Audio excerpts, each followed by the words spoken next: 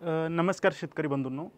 मी तुमचा मित्र विशाल. सर्वप्रथम पाटील बायोटेकच्या आजच्या या लाईव्ह कार्यक्रमामध्ये तुमच्या सगळ्यांचं सहर्ष स्वागत करतो. शेतकरी मित्रांनो, आज आपण जो टॉपिक निवडलेला आहे किंवा ज्या पिकाबद्दल मार्गदर्शन करणार आहोत, तर ते म्हणजे तूर हे पीक. प्रामुख्याने तूर पिकात जर विचार केला तर आंतर पीक म्हणून आपण त्याची जास्तीत जास्त लागवड करतो किंवा शेतकरी मित्रांनो, भरपूर सारे शेतकरी सोयाबीन पिकामध्ये जास्तीत जास्त तूर या पिकाची आंतरपीक म्हणून लागवड करतात. त्यातली त्यात अजून जर कापूस पिकाचा जरी विचार केला तर कापूस पिकामध्ये बांधाच्या कडीला किंवा शेतकरी मित्रांनो 2-3 साऱ्या कापसाच्या आणि मध्ये एक सरी तूर या पिकाची अशा पद्धतीनं भरपूर सारे शेतकरी तिथं लागवड करताना आपल्याला पाहायला मिळतात. आणि तुरळक शेतकरी जे आहेत तर ते सपाट म्हणजे फक्त आणि फक्त तूर पिकाचं उत्पादन तिथं घेतात. आजचा हा आपला जो मुद्दा असा आहे की बाबा आता सध्याच्या काळामध्ये 90 दिवसाच्या पुढं भरपूर साऱ्या शेतकऱ्यांची तूर पीक गेलेली आहे आणि त्याच्यानंतर जी सोयाबीन पिकं आहे तर त्याची काढणीसुद्धा तूर पिकामधली जी सोयाबीन आहे तर त्याची काढणीसुद्धा भरपूर साऱ्या शेतकऱ्यांनी तिथं करून घेतलेली आहे किंवा काही शेतकऱ्यांची चालू असू शकते. मित्रांनो, आपण गेल्या शनिवारी म्हणजे परवाच्या शनिवारी कांदा पिकासंदर्भात, उन्हाळी कांदा पिकासंदर्भात अमोल सरांचं लाईव्ह सेशन, लाईव्ह कार्यक्रम झाला होता. अतिशय खूप चांगल्या प्रकारचा रिस्पॉन्स शेतकऱ्यांना तिथं भेटलेला आहे. ज्या शेतकरी मित्रांनी अजूनही उन्हाळी कांद्याचं जे शेड्यूल आहे आपलं 2024 या वर्षीचं, तर आपल्या लाईव्ह सेक्शनला जाऊन तुम्ही तिथं पाहू शकता. आणि सर्व शेतकरी मित्रांना माझी एक कळकळीची विनंती आहे, ज्या शेतकऱ्यांची तूर पिकं आहे तर अशा शेतकऱ्यांनी जे आपलं व्हॉट्सअप ग्रुपला जर इतर शेतकरी मित्रांचे ग्रुप असतील तर या कार्यक्रमाची लिंक आपल्या इतर शेतकरी मित्रांच्या ग्रुपला तिथं शेअर करायला विसरायचं नाही. शेतकरी मित्रांनो, आज आहे 23 सप्टेंबर 2024 आणि एकंदरीत सध्याच्या काळामध्ये ज्या तूर पिकामध्ये महत्त्वाच्या समस्या आहेत तर त्यासुद्धा आपण इथं कव्हर करणार आहोत. एकंदरीत नेमकं आज आपण या कार्यक्रमाच्या माध्यमातून काय काय पाहणार आहोत. मित्रांनो, अजूनही व्हिडिओला लाईक केलं नसेल कार्यक्रमाच्या तर सध्याच्या काळात लगेच लाईक करून घ्या. तूर पिकाच्या सगळ्यात महत्त्वाच्या ज्या समस्या आहेत तर ते इथं आपण प्रॉब्लेम सॉल्व्ह करण्याचा प्रयत्न करणार आहोत.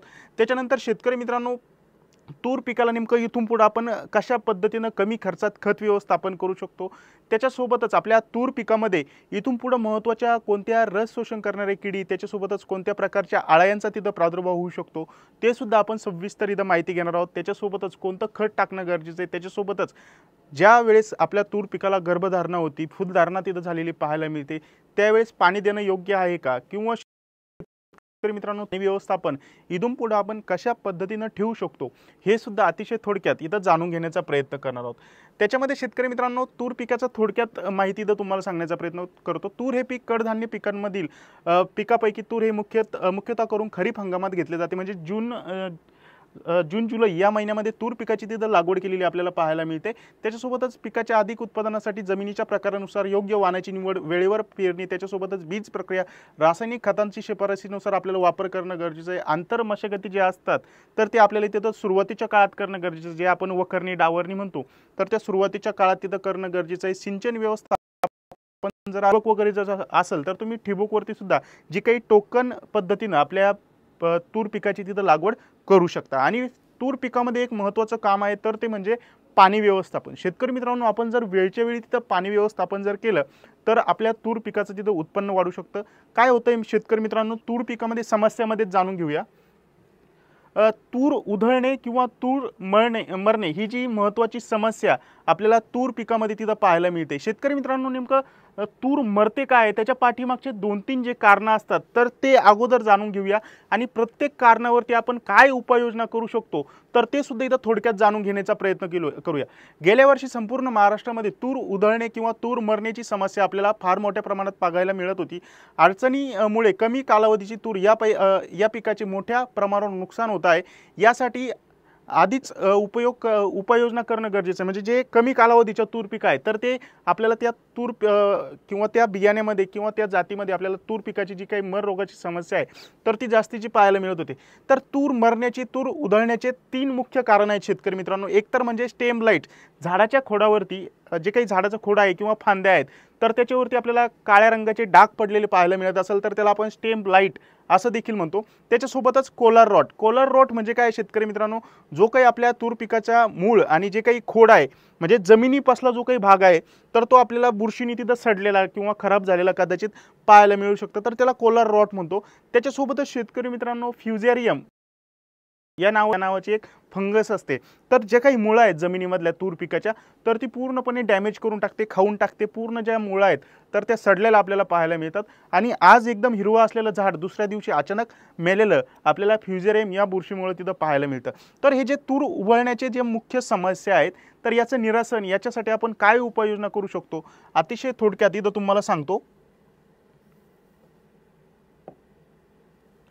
शेतकरी मित्रांनो, सगळ्यात अगोदर आता तुम्ही इथं पाहू शकता, जे आपल्या तूर पिकाच्या फांदी असेल पहा, फांदीवरती किंवा अशा खोडापाशी आपल्याला काळ्या रंगाचे जे काही डाग आहेत, काळ्या रंगाचे डाग जर पाहायला मिळत असेल तर आपण याला स्टेम ब्लाइट म्हणतो. म्हणजे हा बॅक्टेरियल रोग आहे शेतकरी मित्रांनो. तर या रोगावरती आपण कशा पद्धतीनं उपाययोजना करू शकतो, किंवा शेतकरी मित्रांनो याच्यासाठी आपल्याला काय उपाययोजना करणं गरजेचं आहे. मित्रांनो, इथं मी तुम्हाला फवारणी दिलेली आहे. अशा प्रकारचे जर डाग तुमच्या तूर पिकावरती तिथं दिसत असेल तर तुम्ही या स्लाइडचा स्क्रीनशॉट काढून घ्या. आपल्याला काय करायचं आहे शेतकरी मित्रांनो, प्रति 15 लिटरच्या फवारणी पंपसाठी ब्ल्यू कॉपर या नावाचं एक बुरशीनाशक आहे. भरपूर सारे शेतकऱ्यांना हे माहिती असेल, किंवा हजारो शेतकरी जे आहेत तर वर्षानुवर्षापासून ब्ल्यू कॉपर या नावाचं जे औषध आहे तर ते वापरत आलेले आहे. प्रति 15 लिटरच्या पंपसाठी 40 ग्रॅम या औषधाचा वापर करायचा आहे. त्याच्यासोबतच शेतकरी मित्रांनो, स्ट्रेप्टोसायक्लिन हे एक अँटीबायोटिक आहे शेतकरी मित्रांनो. तर स्ट्रेप्टोसायक्लिन तुम्ही 1 ग्रॅम किंवा 2 ग्रॅम प्रति 15 लिटरच्या फवारणी पंपसाठी घ्यायचे. आणि याच्यासोबत आपल्याला कंपल्सरी सिलिकॉन बेस स्टिकर आहे आपलं ब्लेज सुपर, तर ते 5 मिली वापरायचे. याचं आपल्याला 15 लिटरच्या पंपाचं प्रमाण आहे. आणि ज्यावेळेस आपण फवारणी करणार आहे तर फवारणी आपल्याला झाडाच्या पानावर न करता ज्या काही फांद्यावर कशा पद्धतीने करता येईल तर ते आपल्याला फांद्यांवरती तिथं फवारणी करून घेणं गरजेचं आहे. हा जो काही आपला स्टेम लाईटचा प्रॉब्लेम आहे तर ह्या फवारणीनं आपल्याला बऱ्यापैकी तिथं सॉल्व्ह झालेलं पाहायला मिळणार आहे. तर अशा पद्धतीनं जो स्टेम लाईटचा प्रॉब्लेम आहे तर तो तुम्ही तिथं सॉल्व्ह करून घेऊ शकता, किंवा हीच फवारणी करा असं मी तुम्हाला आग्रह करतो. 100% स्टेम लाईट तिथं सॉल्व्ह होणार आहे. त्याच्यानंतर शेतकरी मित्रांनो, कोलार रॉट जसं मी तुम्हाला सांगितलं मित्रांनो, आता आपण एकंदरीत जर विचार केला, हे आपलं तूर पिकाचं झाड आहे शेतकरी मित्रांनो, आणि ह्या तूर पिकाच्या मुळा आहेत.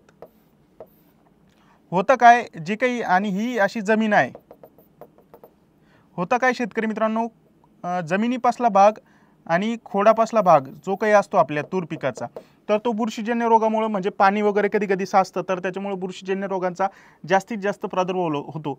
आणि हा जो काही भाग आहे तर तो आपल्याला सडलेला, खराब झालेला पाहायला मिळतो. तर कोलार रॉटमुळे सुद्धा आपल्या पिकाची जी काही मुळं आहेत किंवा जे काही खोड आहे तर ते अचानक सडलेलं आपल्याला पाहायला मिळतं. आणि ह्या प्रॉब्लेममुळे सुद्धा आपल्या तूर पिकामध्ये जी काही मर रोगाची, तूर उधळण्याची जी समस्या आहे तर ती पाहायला मिळते. आता ह्या समस्येसाठी मी तुम्हाला एक उपाययोजना सांगतोय. आपल्याला करायचं काय शेतकरी मित्रांनो, फवारणी पंपाचं जे काही नोजल असतं, फवारणी पंपाचं नोजल काढायचं आहे. आणि आपल्याला डायरेक्ट जो काही खोडापासला भाग मी तुम्हाला सांगितला, आपल्या तूर पिकाचा जो खोडापासली आणि जमिनीपासला भाग आहे तर त्याच्यावरती डायरेक्ट ड्रेंचिंग करायची. तर ड्रेंचिंग करताना शेतकरी मित्रांनो, ट्रायको गार्ड ज्याच्यामध्ये ट्रायकोडर्मा आहे. शेतकरी मित्रांनो, असं काही आग्रहच नाही की बाबा तुम्ही पाटील बायोटेकचंच ट्रायको गार्ड घ्या. तुम्ही कोणत्याही चांगल्या स्टँडर्ड कंपनीचं डेक्स्टॉस बेस असलेलं ट्रायकोडर्मा व्हिरिडी तिथं वापरू शकता. प्रति एकरासाठी आपल्याला मी तुम्हाला याचं प्रमाण सांगतोय, प्रति 100 लिटर पाण्यासाठी आपल्याला ट्रायको गार्ड 1 किलो घ्यायचं आहे. त्याच्यासोबत शेतकरी मित्रांनो, आपल्याला ह्युमॉल गोल्ड याच्यामध्ये 98% पोटॅश ऑफ ह्युमेट आहे शेतकरी मित्रांनो. प्युअर स्वरूपातलं ह्युमिक ॲसिड असलेलं आपल्याला ह्युमॉल गोल्ड प्रोडक्ट तिथं पाहायला मिळतं.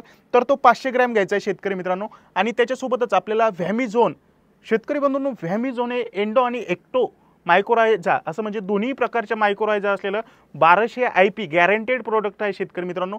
व्हॅमिझोनमुळे काय होणार आहे मित्रांनो, ज्या काही आपल्या पिकाच्या मुळा डिॲक्टिव्ह झालेल्या आहे, निकामी झालेल्या आहेत, तर त्यांना मुळामध्ये जाऊन हे जे काही जीवाणू असतं, ही जी काही बुरशी आपण ज्याला म्हणू शकतो, तर ती मुळामध्ये जाऊन काम करते, मुळांची संख्या वाढवते, पांढऱ्या मुळांचा जो काही व्हाईट रूट सिस्टम आहे तर त्याला चांगल्या प्रकारे डेव्हलप करतो. तर तुम्ही व्हॅमिझोन तिथं 100 लिटर पाण्यासाठी 50 ग्रॅम घ्या. 1 किलो ट्रायकोडर्मा, त्याच्यासोबत ह्युमॉल गोल्ड 500 ग्रॅम आणि 100 ग्रॅम व्हॅमिझोन, याचा आपल्याला 100 ते 150 लिटर पाण्यामध्ये याचं द्रावण तयार करून ठेवायचं आहे शेतकरी मित्रांनो. याचं द्रावण तयार करून झाल्यानंतर आपल्याला फवारणी पंपासाठी तुम्ही प्रति एकरासाठी 10 फवारणी पंप ड्रेंचिंग करू शकता. म्हणजे आपल्याला ड्रेंचिंग, जसं मी तुम्हाला सुरुवातीला सांगितलं, आपलं जे काही फवारणी पंपाचं नोजल आहे तर ते काढून आपल्याला डायरेक्ट खोडापाशी तिथं ड्रेंचिंग करणं गरजेचं आहे. तर अशा पद्धतीने तुम्ही ड्रेंचिंग करू शकता. किंवा शेतकरी मित्रांनो, जर तुम्हाला म्हणजे ही जैविक आळवणी झाली, याचा रिझल्ट यायला तुम्हाला कमीत कमी 10 ते 15 दिवस तिथं लागू शकतात. किंवा शेतकरी मित्रांनो, तुमची जर तूर पीक सध्याच्या काळात सुशक्त असेल, चांगली असेल, टवटवीत असेल, हिरवीगार असेल, तर तुम्ही अशा टायमाला प्रत्येक महिन्यातून एकदा तरी ही जी काही आळवणी आहे तर ते आपल्या तूर पिकाचं आहे. म्हणजे सुरुवातीपासून जर तुम्ही हे शेड्यूल फॉलो करत आले तर तुमच्या एकही तूर पिकाचं जे झाड आहे तर ते आपल्याला न उभाळलेलं न मेलेलं तिथं पाहायला मिळेल. ही झाली जैविक उपाययोजना. जर तुम्हाला रासायनिक पद्धतीनं जायचं असेल तर तुम्ही रोको या नावाचं बुरशीनाशक घेऊ शकता 500 ग्रॅम आणि त्याच्यासोबत ह्युमोल गोल्ड 500 ग्रॅम घ्यायचं आहे आणि याचं जे द्रावण आहे तर ते 100 ते 150 लिटर पाण्यामध्ये याचं द्रावण तयार करून घ्या.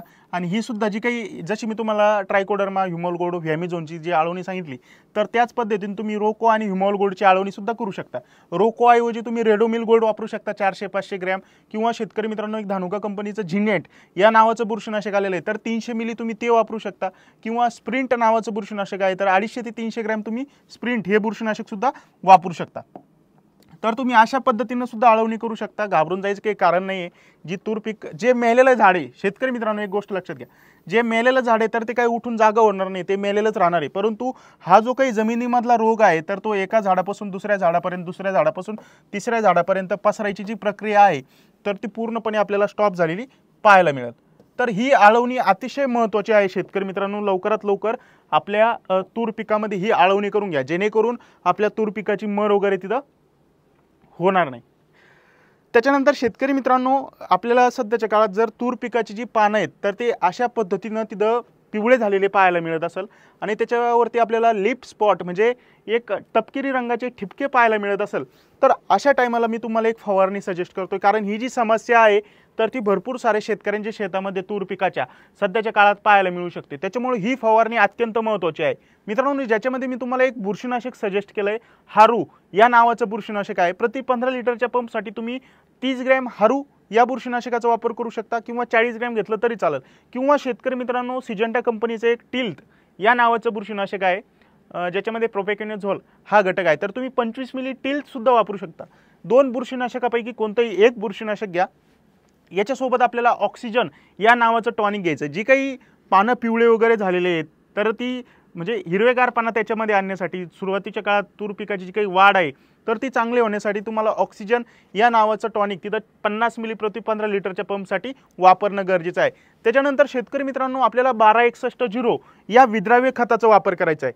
मित्रांनो सध्याच्या काळात 90-110 दिवसाच्या आसपास तुमची तूर पीक गेलेली आहे तर अशा टायमाला आपल्या तूर पिकामध्ये गर्भधारणा जास्तीत जास्त होण्यासाठी आपल्याला तूर पिकासाठी तिथं स्फुरद ज्याला आपण फॉस्फरस म्हणतो तर या अन्नद्रव्याची आपल्या तूर पिकाला तिथं जास्तीत जास्त गरज भासलेली पाहायला मिळते. तर आपल्याला फॉस्फरस युक्त म्हणजे 1261 फवारणीमध्ये जर वापर केला तर खूप चांगलं होईल. 100 ग्रॅम प्रति 15 लिटरच्या पंपसाठी अशा पद्धतीने तुम्ही तिथं वापरा. आणि याच्यामध्ये शेतकरी मित्रांनो जे काही ब्लेज सुपर आहे तर प्रति 15 लिटरच्या पंपसाठी आपल्याला 5 मिली ब्लेज सुपर तिथं कंपल्सरी वापरायचं आहे. त्याच्यानंतर शेतकरी मित्रांनो तूर पिकामधील जे काही खत आणि फवारणी व्यवस्थापन, आता इथून पुढे आपण कशा पद्धतीनं फवारणी व्यवस्थापन करू शकतो त्याच्यासोबतच आता 100-110 दिवसाच्या आसपास जर आपलं तूर पीक गेलेलं असेल तर नेमकं खत कोणतं टाकणं गरजेचं आहे ते सुद्धा अतिशय थोडक्यात सांगतो आणि कमी खर्चिक आहे. मित्रांनो जे शेतकरी आपल्या या लाईव्हमध्ये आत्ताच जॉईन झालेले असेल तर त्यांना एक विनंती आहे मित्रांनो, सगळ्यात अगोदर तर चॅनल सबस्क्राईब करून घ्या आपला, आणि त्याच्यानंतर या कार्यक्रमाची जी लिंक असणार आहे तर ती इतर तुमच्या शेतकरी मित्रांच्या व्हॉट्सअप ग्रुपला जास्तीत जास्त शेअर करा आणि जमलं तर आपल्या व्हॉट्सअप स्टेटसला सुद्धा ठेवण्याचा प्रयत्न करा, जेणेकरून तुमच्यासारखे जे इतर शेतकरी मित्र आहेत तर त्यांचा तिथं फायदा होईल. शेतकरी मित्रांनो सगळ्यात अगोदर जाणून घेऊया सध्याच्या काळात तुम्ही तूर पिकाला नेमकं कोणतं खत व्यवस्थापन तिथं करू शकता. मित्रांनो सध्याच्या काळात आपल्याला नत्रयुक्त खतांचा बिलकुलही वापर करायचा नाही, कारण आता सध्याच्या काळात गर्भधारणा वगैरे आपल्या तूर पिकामध्ये तिथं चालू झालेली असेल. नत्रयुक्त खतं कोणती मित्रांनो, 24-24-08 किंवा 20-20-13 किंवा DAP किंवा शेतकरी मित्रांनो युरिया यांसारख्या खताचा आपल्याला दुसऱ्या खत व्यवस्थापनामध्ये वापर करायचा नाही. मग वापर कोणत्या खताचा करायचं मित्रांनो, आपल्याला 10-26-26 किंवा 9-24-24 किंवा शेतकरी मित्रांनो 8-21-21 किंवा शेतकरी मित्रांनो 12-32-16 किंवा 15-15 यांसारख्या खताचा तुम्ही दुसऱ्या खत व्यवस्थापनामध्ये वापर करू शकता। आपण इथं आता 10-26-26 सजेस्ट केलेला आहे।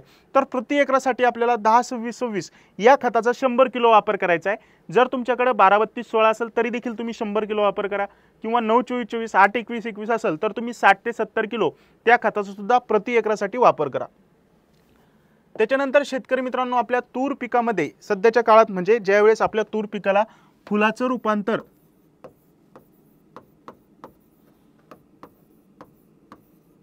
रूपांतर ज्यावेळेस शेंगामध्ये होईल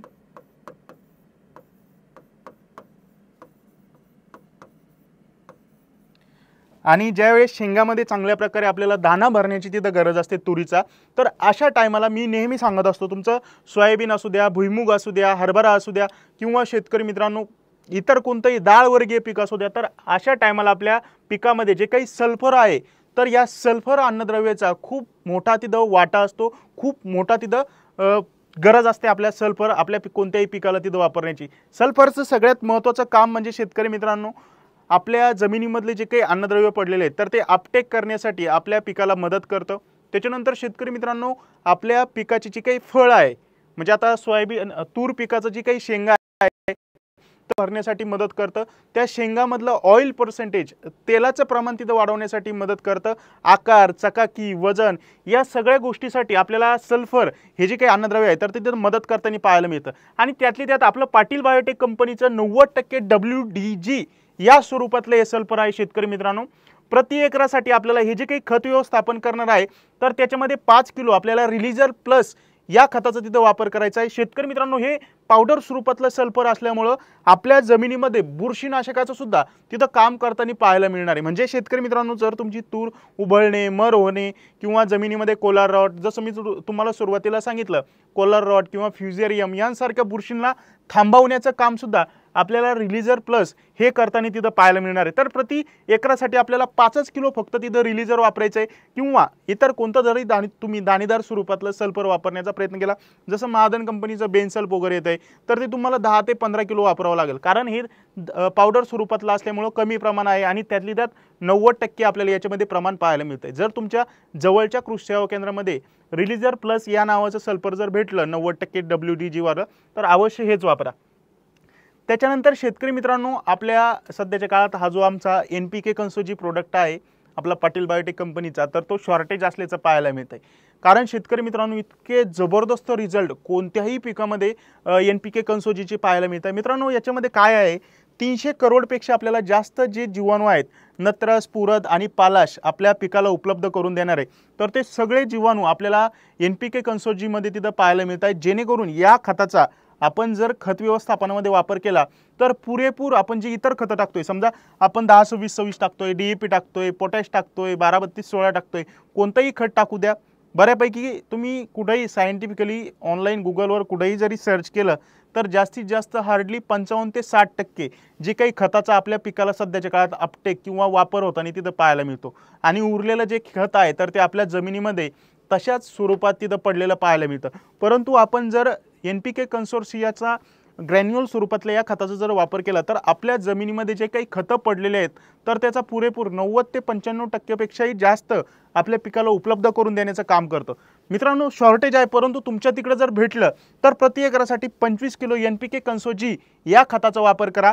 आणि मित्रांनो हे खत जर तुम्ही 25 किलो वापरलं तर मी जे इथं तुम्हाला 10-26-26 100 किलो किंवा 12-32-16 100 किलो किंवा 15-15 100 किलो हे खतं 100 किलो वापरायची गरज नाही, फक्त हे खतं आपल्याला 60 ते 75 किलो वापरायचे, म्हणजे 30 ते 35% जे काही खत व्यवस्थापनाचा खर्च आहे तर तो आपल्याला कमी झालेला तिथं पाहायला मिळेल आणि त्यातले त्यात 100% आपल्या पिकाला खतं सुद्धा तिथं उपलब्ध झालेली पाहायला मिळणार आहे। तर मित्रांनो आपल्याला रिलीजर प्लस कंपल्सरी वापरायचं आहे आणि त्याच्यासोबत 10-26-26 किंवा इतर तुम्ही जे तुम्हाला 2-3 खताचे ऑप्शन दिले तर ते तुम्ही घ्या आणि NPK कन्सोजी जर तुमच्या तिकडे भेटलं तर आवर्जून या खताचा आपल्याला तूर पिकासाठी का सध्याच्या काळात वापर करणं गरजेचं आहे। त्याच्यानंतर शेतकरी मित्रांनो जसं मी तुम्हाला 1261 चा फवारणीमध्ये रोल सांगितला तर तोच रोल सध्याच्या काळात जर तुम्ही तूर पिकासाठी ही जर आळवणी केली तर खूप फायद्याची ठरू शकते। आपल्याला करायचं काय शेतकरी मित्रांनो, 1261 हे जे काही खत आहे तर आपल्याला प्रति एकरासाठी 4 किलो घ्यायचं आहे। त्याच्यासोबतच जी अमृत किट आहे शेतकरी मित्रांनो, याचा काही विशेष नाही, तुम्हाला 100% माहिती असेल अमृत किट काय काम करते आणि तिचा फायदा काय आहे। तर अमृत किट एक घ्यायचे आहे आणि याचा 150 ते 200 लिटर पाण्यामध्ये द्रावण तयार करून घ्यायचं आहे। याचं जे द्रावण तयार करून झाल्यानंतर प्रति एकरासाठी तुम्ही ड्रिपने सोडू शकता किंवा फवारणी पंपाचं नोजल काढून डायरेक्ट खोडापाशी आळवणी करू शकता। तर ही आळवणी सध्याच्या काळात तुमच्या पिकामध्ये गर्भधारणा, फुलधारणा तूर पिकासाठी वाढवण्यासाठी मदत करताना तिथं पाहायला मिळणार आहे। जर शक्य झालं तर तुम्ही 100% प्रयत्नच करा, ही आळवणी करा, खूप फायदेशीर तिथं ठरणार आहे।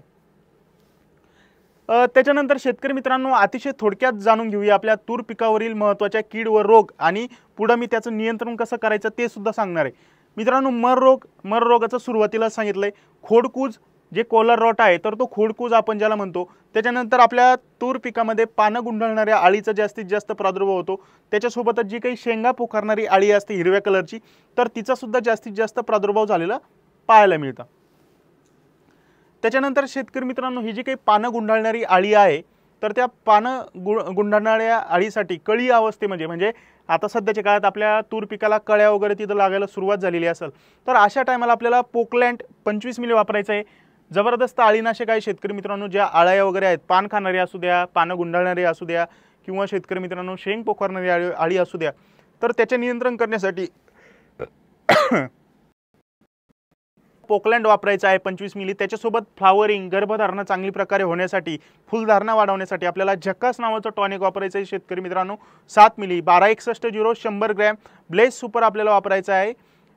जे काही ब्लेज सुपर नावाचं एक स्टिकर आहे, जर ब्लेज भेटलं तर 15 मिली प्रति 15 लिटरच्या पंपसाठी आणि ब्लेज सुपर जर भेटलं तर 5 मिली प्रति 15 लिटरच्या पंपसाठी। अशा पद्धतीने तुम्ही सध्याच्या काळात कळी अवस्थेत फवारणी करू शकता। यानं फुलधारणा, पाने खाणार ज्या काही सर्व प्रकारच्या अळ्या आणि गर्भधारणा जे आपण फुलधारणाच त्याला म्हणतो तर ती चांगल्या प्रकारे झालेली पाहायला मिळणार आहे।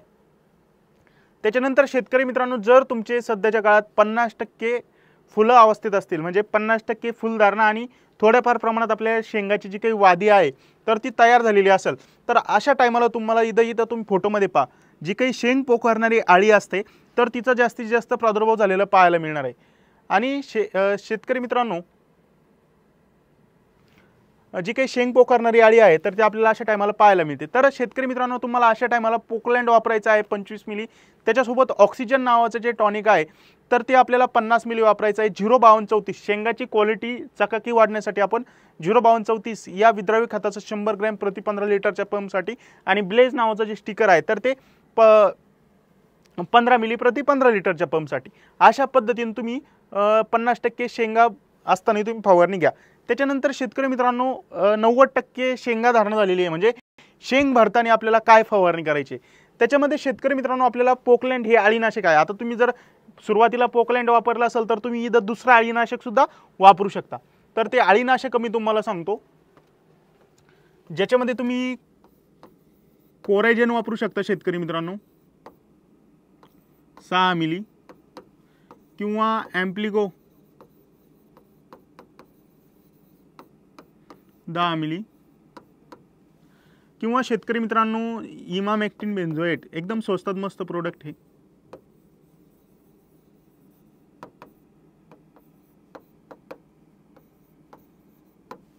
इमामेक्टिन बेन्झोएट SG या स्वरूपातलं तुम्ही कोणत्याही कंपनीचं एखादं अळीनाशक निवडू शकता, ज्याच्यामध्ये धानुका कंपनीचं EMON येतं आहे, सिजंटा कंपनीचं प्रोक्लेम येतं आहे किंवा शेतकरी मित्रांनो कोणत्याही स्टँडर्ड कंपनीचं इमामेक्टिन बेन्झोएट तुम्हाला 10 ते 15 ग्रॅम प्रति 15 लिटरच्या पंपसाठी पोकलँड ऐवजी तुम्ही तिथे वापरू शकता।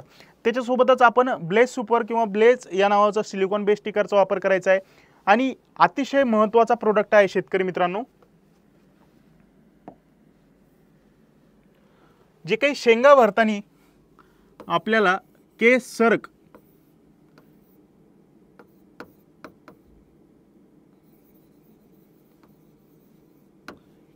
शेतकरी मित्रांनो याच्यामध्ये रायडोफाइट्स आहे।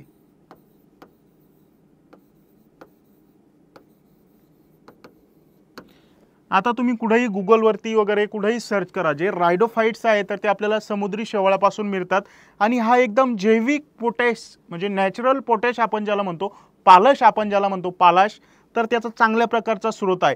तर आपल्याला शेंगा भरताना प्रति 15 लिटरच्या पंपसाठी 5 ग्रॅम केसर्ग या नॅचरल जैविक मध्ये वापर करायचा आहे। 2-3 कंपन्यांकडेच हा प्रोडक्ट आहे, परंतु खूप जबरदस्त रिझल्ट आपल्याला याचे तिथं पाहायला मिळत आहे। फक्त 5 ग्रॅम या केसर्गचा तिथं फवारणीमध्ये वापर करायचा आहे आणि त्याच्यासोबत आपल्याला 15 मिली जे काही ब्लेस स्टिकर आहे तर त्याचा फवारणीमध्ये वापर करायचा आहे। मित्रांनो, ही जी फवारणी आहे तर ही अत्यंत महत्त्वाची आहे आपल्या सोयाबीनच्या शेंगा भरणीसाठी, शेंगा पोखरणाऱ्या अळीसाठी। त्याच्यासोबतच आपल्या एकंदरीत जे काही तूर पीक आहे तर आपल्या तूर पिकाचं जास्तीत जास्त उत्पादन वाढीसाठी आपल्याला ही फवारणी तिथं अत्यंत महत्त्वाची ठरणार आहे।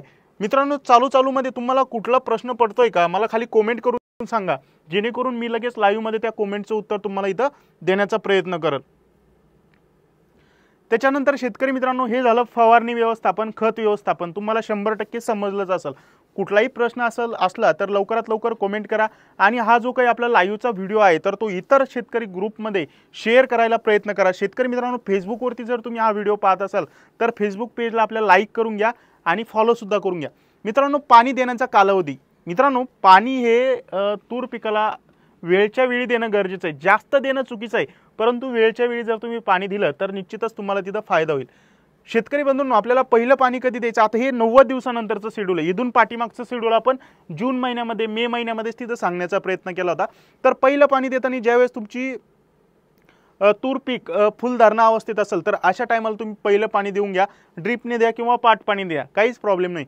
त्याच्यानंतर दुसरं पाणी शेंगा अवस्थेत, म्हणजे जी शेंगा भरणीची तुम्हाला वेळ सांगितली पूर्णपणे 90% 100% फुलाचं रूपांतर शेंगात होतं, तर अशा टायमाला आपल्याला पाणी देणं गरजेचं आहे। आता याच्यामध्ये एक प्रकार आहे, जर तुमची काळाटीची जमीन असेल तर तुम्हाला जास्त पाणी द्यायचं नाही, नॉर्मलचा पाणी चालले जाऊ द्या, किंवा तुमच्या तिकडे पाऊस वगैरे जोरात झालेला असेल तरी सुद्धा पाणी देण्याची तिथं गरज नाही। त्याच्यानंतर शेतकरी मित्रांनो, जसं मी तुम्हाला सुरुवातीला सांगितलं होतं, आपलं शनिवारी अमोल सरांचा लाईव्ह उन्हाळी कांदा लागवड संदर्भात व्हिडिओ झाला, खूप चांगला रिस्पॉन्स आलेला आहे। जर तुम्हाला यावर्षी उन्हाळी हंगामामध्ये, रब्बी हंगामामध्ये कांद्याची लागवड करायची असेल तर आपले पाटील बायोटेक कंपनीचं PB300 आणि PB21 या 2 नवीन जाती आपण शेतकऱ्यांसाठी इथं तयार केलेल्या आहेत। जवळपास 3-4 वर्षाचे जे काही रिसर्च आहे त्याच्या रिसर्च झाल्यानंतरच 2 व्हरायटी तिथं आपण तयार केलेल्या आहेत। जर तुम्हाला हे ऑनलाईन ऑर्डर करायचं असेल तर 75 777 5355 या नंबरवरती तुम्ही कॉल करून ऑनलाईन ऑर्डर करण्यापेक्षा जे काही जवळचे कृषी सेवा केंद्र आहे तर तिथं कुठं उपलब्ध आहे आम्ही याची अगोदर माहिती देऊ। जर जवळच्या कृषी सेवा केंद्रामध्ये उपलब्ध नसेल तर तुम्ही या नंबरवरती कॉल करून ऑनलाईन ऑर्डर सुद्धा करू शकता, किंवा शेतकरी मित्रांनो www.patilbiotech.co.in या वेबसाईटवर जाऊन सुद्धा तुम्ही ऑनलाईन ऑर्डर स्वतःहून करू शकता। जसं तुम्हाला माहिती शेतकरी मित्रांनो, आपली भव्य अशी पाटील बायोटेक कंपनीची टिश्यू कल्चर लॅब सुद्धा, पाटील बायोटेक कंपनीचे जे टिश्यू कल्चर लॅबमध्ये तयार झालेले केळीचे जे बियाणं आहेत त्याच्यासोबतच टिश्यू कल्चरमध्ये आपले पपायाचे जे रोपं आहेत त्याच्यासोबतच मिरची, त्याच्यानंतर टरबूज, खरबूज, पेरू यांसारखे जे टिश्यू कल्चरचे रोपे आहेत तर आपण शेतकऱ्यांना देण्याचा प्रयत्न करतो। जर तुम्हाला ते बुक करायचे असेल तर तुम्ही 80 677 492 या नंबरवरती कॉल करून आजच बुक करू शकता। आता केळीचा विषय कसा आहे शेतकरी मित्रांनो, जवळपास सध्या जर तुम्ही आज बुकिंग दिली तर तुम्हाला फेब्रुवारी मार्चमध्ये तिथं म्हणजे तिथली डेट चालू आहे तुम्हाला डिलिव्हरीची, तर अशा टायमाला तुम्ही लवकरात लवकर जे रोपं आहेत तर ते बुक करून घेणं गरजेचं आहे। कारण आज बुक केलं आणि उद्या भेटेल असं तरी होत नाही, कारण टिश्यू कल्चरमध्ये जे रोपं तयार व्हायला तिथं टाईम लागत असतो।